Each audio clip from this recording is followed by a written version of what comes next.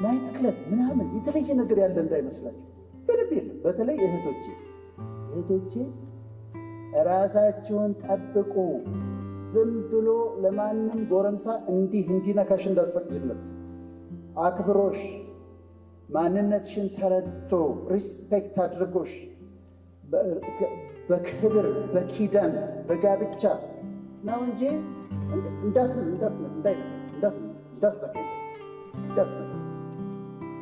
በብሎ የማንም ጎረምሳ መጫወቻ እንዳትሆኑ። ራሳችሁን ጠብቁ። ራሳችሁን ካከበራችሁ ትከበራላችሁ። ስለዚህ ራስሽን ጠብቂ፣ ቫልዩሽን ወቂ፣ ማንነትሽን ተረጂ። ዝም ብለሽ ለማንም ሰው ራስሽን እንዳትሰጪ ተጠንቀቁ። መናገር የፈለኩት ስለእናንተ ነው የምናገረው። አንድ ጊዜ አንድ ልጅ ቢሮ መጣ። ከ4 ጓደኞቹ ጋር አብረው መጡ እና ቀጭን ልጅ ነው፣ ትንሽ ነው። ያለ ቀጠሮ ነው የመጡት። በር አንኳኩ። እዛ በር አንኳኩና ምንድን ነው ስለው እኛ ባለራዕዮች ነን እና ልናናግር እንፈልጋለን አለ። ከዛ ቀጠሮ የለንም አይደል አልኳቸው። የለም ቀጠሮ አለ፣ ግን ልናናግር እንፈልጋለን አለ። ቆይ ግድ የለም ብዬ ያስገባኋቸው እና አወራኋቸው። እኛ ባለራዕዮች ነን፣ እንዲህ ማድረግ ነው የምንፈልገው። በጣም እንደ ትልቅ ሰው ጸጥ ብዬ ሰማኋቸው። ከዛ በተለይ ቀጭኑ ትንሹ ልጅ አደገ፣ ትልቅ ሰው ሆነ። ከ10 ዓመት በኋላ እኔ መጽሐፍ ጻፍኩኝ። ከዛ መጽሐፉን እሱ ስፖንሰር አደረገ። የተወሰነ ፓርት እሱ ያ ልጅ ነው ስፖንሰር ያደረገ እና የሚያድግ ልጅ አይጥላ ይባላል። አሁን እናንተ ወጣቶች ናችሁ። ምናልባት የሚቀጥለው ጠቅላይ ሚኒስትር ወይ የሚቀጥለው ጠቅላይ ሚኒስትር እዚህ ውስጥ ነው። ወጣት ናቸው ብዬ ነው ትንሽ ሊቆይ ይችላል። ስለዚህ የሚቀጥለው ጠቅላይ ሚኒስትር እዚህ ውስጥ ሊኖር ይችላል። የነገ አላሙዲ እዚህ ውስጥ ሊኖር ይችላል፣ ትልቅ ኢንቨስተር። ስለዚህ በጸባይ ነው የምናገረው ለማለት ነው። ማን እንደሆናችሁ አይታወቅም። አጠገባችሁ የተቀመጠ ሰው ማን እንደሆነ አታውቁም። ነገ ምን እንደሚሆን አታውቁምና እናንተ ላይ ለወጣቶች ሲባል በጣም በአክብሮት ነው የመጣሁት። የምናገረው ስለ እናንተ ነው ስል ምን ማለቴ ነው? እናንተ የነገ ሊደሮች ስለሆናችሁ፣ የነገ መሪዎች ስለሆናችሁ፣ የነገ ትልቅ ሰዎች ስለሆናችሁ ለነገ የሚጠቅማችሁን ነገር በጣም አጭር ነገር መናገር ነው የፈለኩት። እሱ ምንድነው? ካራክተር ወይም ደግሞ ስብዕና ፐርሰናሊቲ ስለሚባለው ነገር ጠንካራ ውብ ስለሆነ ፐርሰናሊቲ ነው የምነግራችሁ። ምን ይባላል? ችሎታህ ከፍታ ላይ ሊያወጣህ ይችላል። በችሎታ ተራራው ላይ ሊያወጣህ ይችላል። ችሎታ ግን ተራራው ላይ የሚያቆየህ ግን ካራክተር ነው። ወደ ላይ ተወጣና በችሎታ ግን ካራክተር ከሌለ ወደ ታች ተፈጠፈጣለህ። ስለዚህ እናንተ ፐርሰናሊቲያችሁ ላይ እንድትሰሩ፣ ስብዕናችሁ ላይ እንድትሰሩ ነው አጭር ነገር መናገር የፈለኩት። ፐርሰናሊቲ ሲባል ብዙ ጊዜ ምን ይመስለናል? ክራቫት ማድረግ፣ ሱፍ የሚያረግ ክራቫት የሚያረግ ሰው ጥሩ ፐርሰናሊቲ አለው ብለን እናስባለን። ግን አይደለም።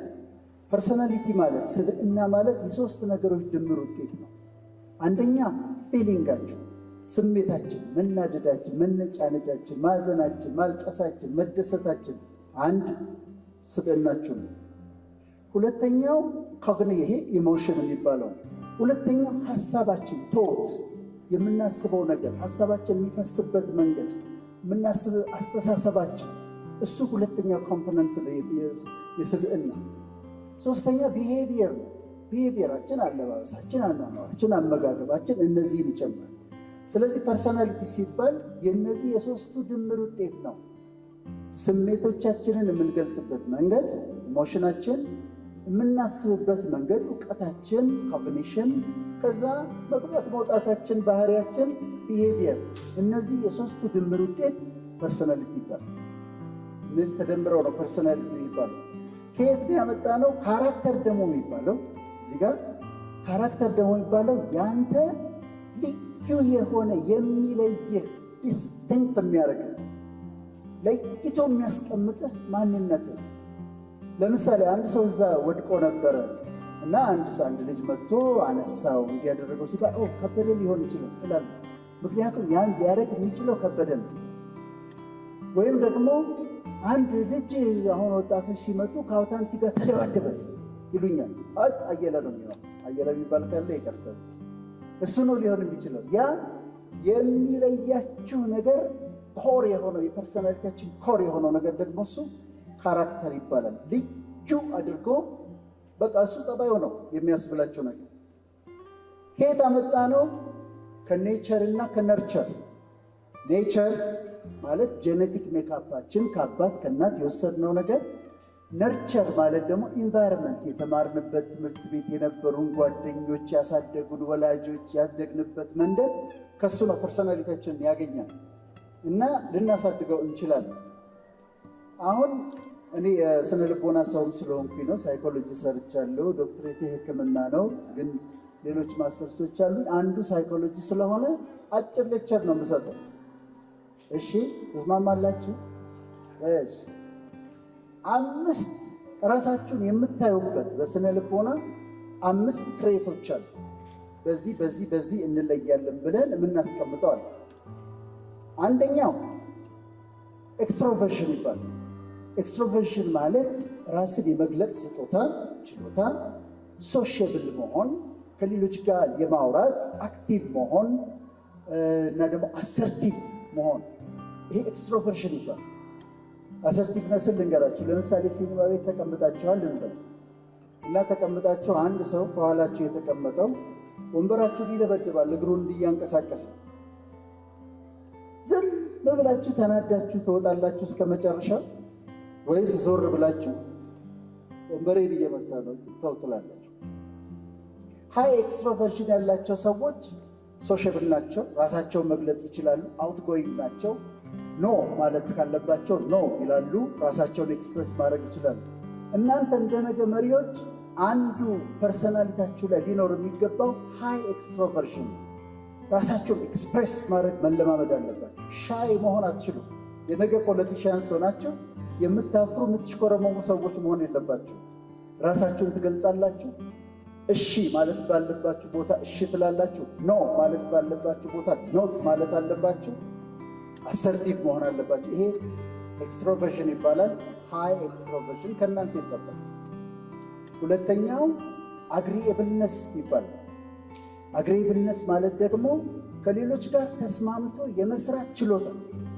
የተለያየ አይነት ሰው አለ በስራው ዓለም። አሁን ወጣቶች ስታድጉ በቃ ክፉ የሚመስላችሁ ሰው አለ፣ ነጭናጫ አለ፣ ተናዳጅ አለ፣ ቢቀልድባችሁ አለ።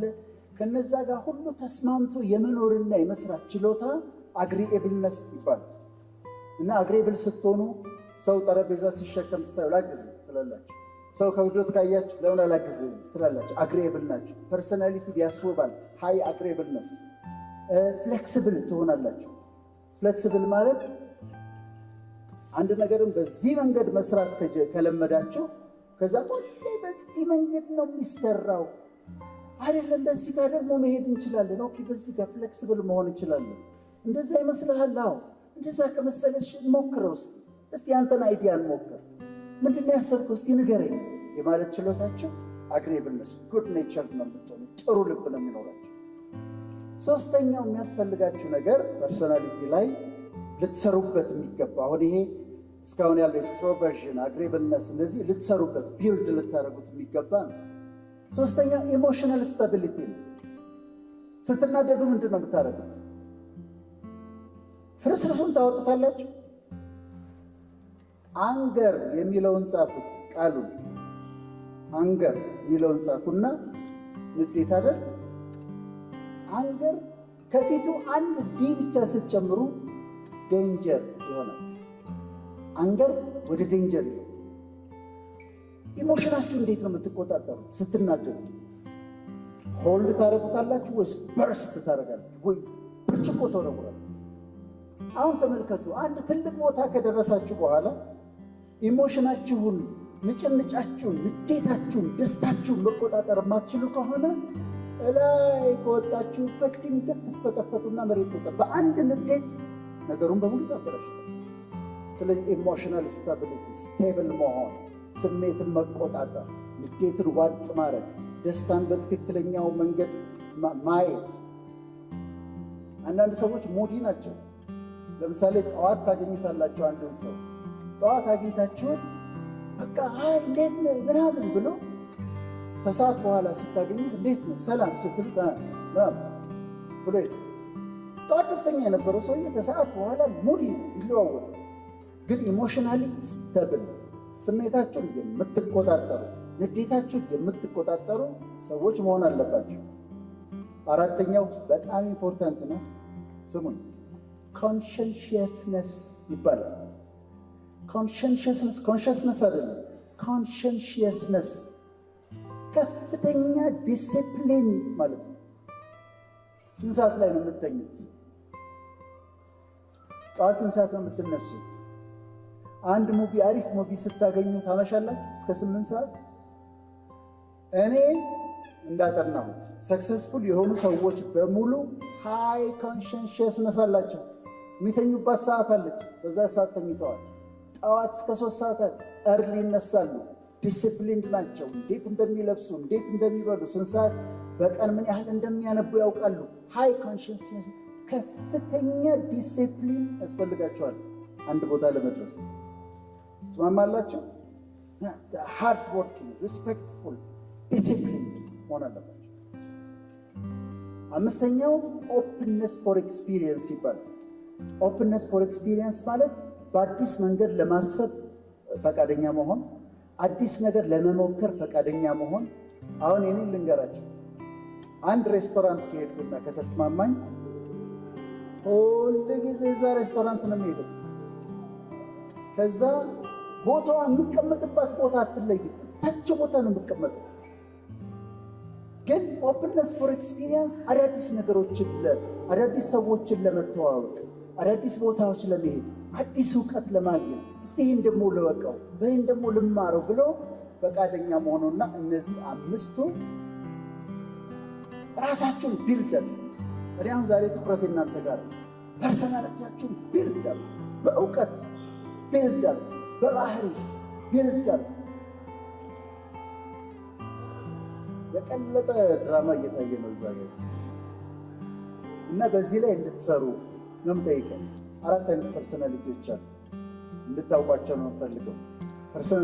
እዚህ ያለን ABCD የግድ ነው። አሁን ራሳችሁን ክላሲፋይ አድርጉ። ሳይኮሎጂ ነው የማወራው። ፐርሰናሊቲ ኤ የሚባሉ አሉ። ምን አይነት መሰላችሁ? ፐርሰናሊቲ ማሸነፍ አለባቸው። ፐርሰናሊቲ ኤዎች ይወዳደራሉ፣ መብለጥ አለባቸው፣ ማሸነፍ አለባቸው፣ በቃ መቅደም አለባቸው። መኪና የምትይዙ ከሆነ አጋጥሟቸው ይሆናል። ከኋላ አንዱ የሚነዳው ሰው በዚህ ጋር ይመጣል ለማለት ነው። በዚህ ሲዘጉበት በዚህ ጋር ይመጣል። መቅደም አለበት፣ የግድ መቅደም አለበት፣ ወደፊት እሱ መብለጥ አለበት። እነዚህ ታይፕ ኤ ይባላል። ብዙ ነገር በአንዴ መስራት ይፈልጋሉ። ሰክሰስፉል ለመሆን ደስፕሬት ናቸው፣ ለማሸነፍ ደስፕሬት ናቸው። መቅደም አለባቸው፣ ማሸነፍ አለባቸው፣ መብለጥ አለባቸው። እነዚህ ታይፕ ኤ ፐርሰናሊቲ። ቶሎ ደግሞ ሰክሰሱ ቶሎ እንዲመጣ ነው የሚፈልጉት። ታይፕ ኤ ይባላል። ታይፕ ቢ ቢባሉት ሪላክስድ ናቸው። ዴድላይን አይፈልጉም። ሰኞ ሰርተህ አምጣ ማለት አይፈልጉም። በራሳቸው ጊዜ ሰርተው ለማምጣት ስኬቱ ይመጣል። ግን ጀስቴክ ኢዝ በቃ እግዚአብሔር ያለ ይሆናል። ምን ዝም ብለህ ደግሞ መልፋት ምናምን። ሪላክስድ የሆነ ፐርሰናሊቲ ያላቸው ናቸው እነዚህ እና ዴድላይን አይወዱም፣ በጣም መልፋት አይወዱም። ሪላክስ አድርገው ይሳካል የሚሉ ናቸው ታይፕ ቢ።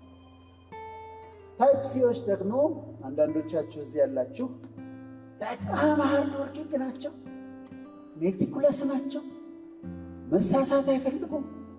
ጽፈታቸውን ሁሉ ስታዩ ጥርት ያለች ነች። ከተሳሳቱ ይናደዳሉ። ሕግ በጣም ነው የሚጠብቁት። በጣም ጠንቃቃ የሆኑ ሕግ ጠብቀው አነጋገራቸውን ጠብቀው አብዛኛውን ጊዜ ዲፕ ቲንከርስ ናቸው። በጣም ያስባሉ፣ ያሰላስላሉ። ነገሮች ሁሉ በጥራት መሆን አለበት፣ መሰራት ያለበት በጥራት እንዲደረግ ይፈልጋሉ ሁሉን ነገር። እና እነዚህ ደግሞ ታይፕ ሲ ፐርሰናሊቲ ይባላሉ። የመጨረሻዎቹ ታይፕ ዲዎች ኔጌቲቭ ናቸው። እንዲህ ነገር ሆኗል አለው ብለን ምን ዋጋ አለው? እንዲህ እኮ ህንፃ እየተሰራ ላይ ህንፃ ምን ዋጋ አለው? ህንፃ ተሰራ አልተሰራ ምንም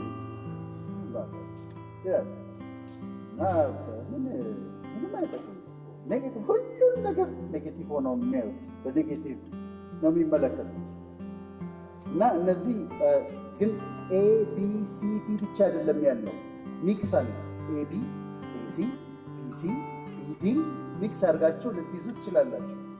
ዲስኦርደሮች ደግሞ አሉ፣ የፐርሰናል ቀውሶች አሉ። በ5 ደቂቃ ደግሞ እነሱን ልንገራችሁ። አንደኛ አንቲ ሶሻል ፐርሰናሊቲ ዲስኦርደር። አንቲ ሶሻል ምን ማለት መሰላችሁ? ቤታችሁ ውስጥ ዘመድ እቃ ወጥቶ የሚሸጥ ሰው የለም፣ ወጣት የለም፣ ቴፑን አውጥቶ ይሸጠዋል። ሳሙናውን ወስዶ በአንድ ሲጋራ ቀይሮት ይመጣል።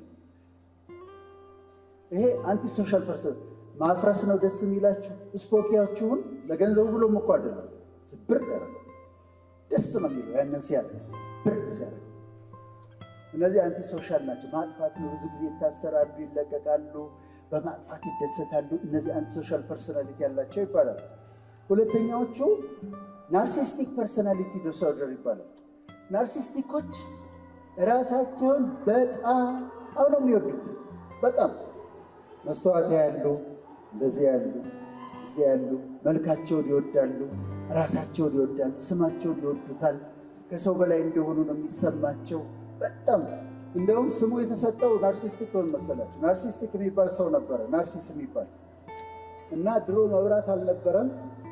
ራሱን በጣም ስለሚወድ ውሃ መስተዋት አልነበር እና ውሃ ላይ መልኩን ሲያይ ውሃ ውስጥ ገባና ሞተ። እና እነዚህ በጣም ራሳቸውን የሚወዱ ናቸው። ሶስተኛዎቹ ሂስትሪዮኒክ ይባላሉ። ሂስትሪዮኒክ ፐርሰናሊቲ ዲስኦርደር ደግሞ የሚባለው የአቴንሽን ይፈልጋሉ። ሁሌ ሴንተር ኦፍ አቴንሽን መሆን አለባቸው። እነሱ መታየት አለባቸው። እነሱ መደመጥ አለባቸው። ሰው እያወራ ከሆነ ሁሉንም ዝም ያስኙና እነሱ ማውራት ይጀምራሉ። ታገኟቸዋላችሁ። እነዚህ ህዝብ ውስጥ መካከል ታገኟቸዋላችሁ። አራተኛው ኦብሰሲቭ ኮምፐልሲቭ ይባላል። ሬስቶራንት ገብተው የታጠበ ብርጭቆ እንደዚህ አንስተው የሚያዩ ሰዎች አይታችኋል? ከዛ እንደገና ሊያሳጥቡት ይችላሉ ብርጭቆ እና ከነሱ ጋር ምግብ መብላት አትችሉ። አብራችሁ እየበላችሁ አሁን ሼፉ ምግቡን እየሰራ ተናፍጦ ቢሆን ሲሏቸዋል። የማይታሰብ ነገር ነው። እኔ ዩኒቨርሲቲ እያለሁ አንድ ጓደኛ ነበረኝ ይሄ ችግር ያለውና እየበላን ከወጥ ውስጥ እንደዚህ ይሆን ነገር ይፈልጋል። ምንድን ነው የምትፈልገው ብለዋል። ካፌ እየበላ እቺ ተከራያት ሳትሆን ትቀራለች ይለኛል። በቃ ከአንተ ጋር አልበላም እና እጃቸውን ይታጠባሉ፣ ሰውነታቸውን ይታጠባሉ። አሁንም ማለት በቃ ከመጠን በላይ ኦብሴሽን አላቸው ጭንቅላታቸው ውስጥ። ኮምፐልሽን ደግሞ ድርጊቱ ነው።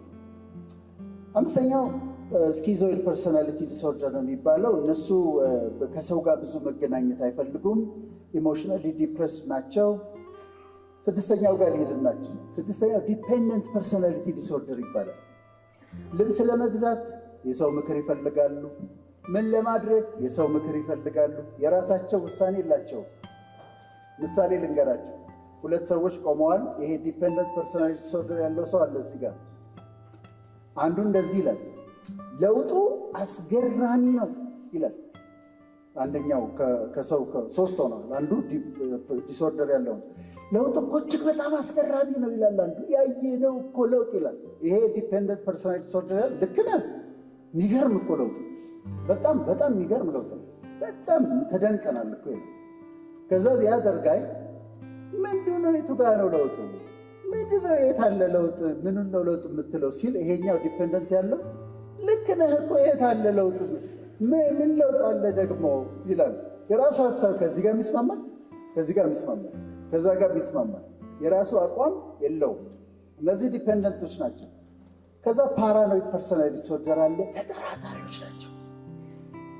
ሲያያችሁ ሁሉ እንደዚህ ብለው ነው የሚላቸው። ምንድን ነው ያሰበው? ምን ሊያደርግ ነው የፈለገው? በጣም ተጠራጣሪዎች ናቸው እነዚህና ፓራኖይድ ይባላሉ። ሁሉን ነገር ይጠራጠራሉ። አቮይዳንት የሚባል ያለ 8ኛ፣ እነሱ አቴንሽን መተቸት በጣም አይፈልጉም፣ ቁጣ በጣም ይፈራሉ። እነዚህም ዲስኦርደር ያላቸው ናቸው።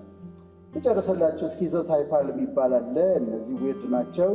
መጨረሻ 10ኛ ብዙ ጊዜ ራሳቸውን የሚያጠፉ ናቸው። ከሰው ጋር አይገናኙም፣ ሱሳይድ ኮሚት ያደርጋሉ። እንደዚህ ናቸው።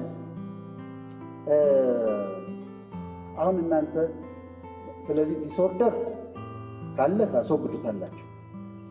ራሳችሁን አንጹት። ራሳችሁ ፐርሰናሊቲያችሁ ላይ ማይሆን ጸባይ ስታገኙ ራሳችሁን አርሙ። እንደዚህ መናገር የለብኝ፣ እንዲህ ማለት የለብኝ። እኔ አሁንም ራሴን አርማለሁ። ማይሆን ነገር ስናገር ራሴን ሳገኘው ነው እንዲህ ማለት አትችልም፣ አይገባም ብዬ ራሴን አርማለሁ፣ ራሴን ኢኩዊፕ አደርጋለሁ። እንደ ነገ መሪዎች እነዚህን ብታደርጉ ደስ ይለኛል የምላቸውን ጥቂት ነጥቦች ልንገራችሁና ልጨርስ። የነገ ሀገራችን መሪዎች ስለሆናችሁ፣ አንደኛ በጣም ጥሩ አንባቢዎች ሁኑ። በኋላ እንዳታፍሩ። ባለስልጣን ስትሆኑ እንዳታፍሩ። አሁን አንብቡ። እየፈለጋችሁ እየመረጣችሁ ራሳችሁን በእውቀት ኢኩዊፕ አድርጉ። አኪቡሌት ያረግና እውቀት አንድ ቦታ ላይ ስትቀመጡ እዛ ጊዜ ለሚጠይቃችሁ ሁሉ መልስ ስትሰጡ ይተረተራል። ያነበባችሁት ይተረተራል። በዚህ ጋና ይተረተራል፣ በዚህ ጋና ታወራዋለህ፣ በዚህ ጋና ትናገረዋለህ። ለምን? የተጠራቀመ እውቀት አላችሁ። ሁለተኛ ቋንቋችሁ ላይ ስሩ። ቋንቋችሁ ላይ ዓለም አቀፍ ቋንቋ መቻል አለባችሁ። ቢያንስ እንግሊዝኛችሁ ላይ ስሩ። ለምን? በኋላ አንድ ኃላፊነት ላይ ከተቀመጣችሁ በኋላ የውጭ ሀገር ጋዜጠኛ መጥቶ በአስተርጓሚ ኢንተርቪው ትሰጣላችሁ። አይደብርም? አይደል? ስለ ቮካብለሪ ራሳችሁን አሰልጥኑ። ግራመራችሁን አሳድጉት። ኤክስፕሬሽኖችን ተማሩ። አሪፍ ኤክስፕሬሽኖች ራሳችሁን የምትገልጥበት ቋንቋችሁን አሳድጉ። ከዛ በኋላ አሁን አይደለም የሚገባችሁ፣ አንድ ቀን የሆነ ቦታ ደርሳችሁ ከዛ የግድ ኮሚኒኬት ማድረግ ሲኖርባችሁ ስትናገሩ ይፈሳል፣ ቮካብለሪ ይመጣል።